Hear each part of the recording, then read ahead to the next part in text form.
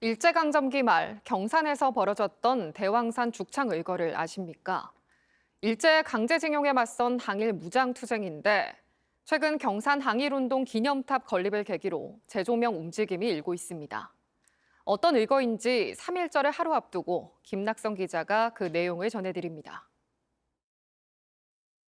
경산시 남산면 사올리에 있는 대왕산 죽창의거 공적비입니다. 일제의 강제징용에 맞서 무장투쟁을 펼쳤던 경산 지역 청년 29명을 기리기 위해 1995년 조성됐습니다.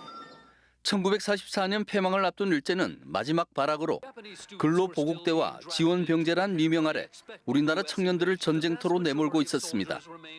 경산 지역도 이를 피할 수 없었지만 일제의 식민 지배를 받아들일 수 없었던 일부 청년들이 항일 무장투쟁 조직 결심대를 만듭니다.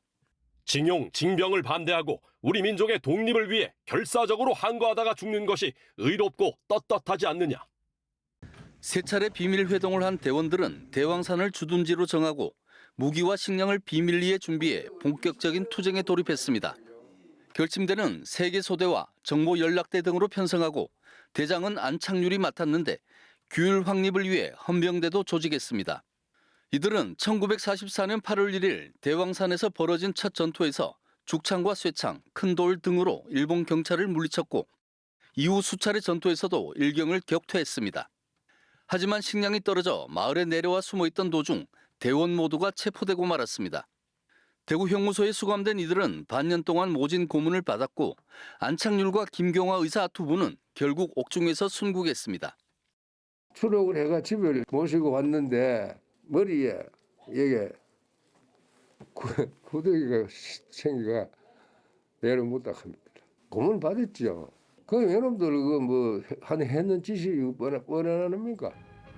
침략 전쟁 막바지 긴급 동원 명령을 조직적인 무장 투쟁으로 거부한 이 사건은 일본 제국 의회에서도 다뤄질 만큼 일제는 큰 충격을 받았고 다른 지역 확산을 막으려고 온갖 수단을 동원했습니다.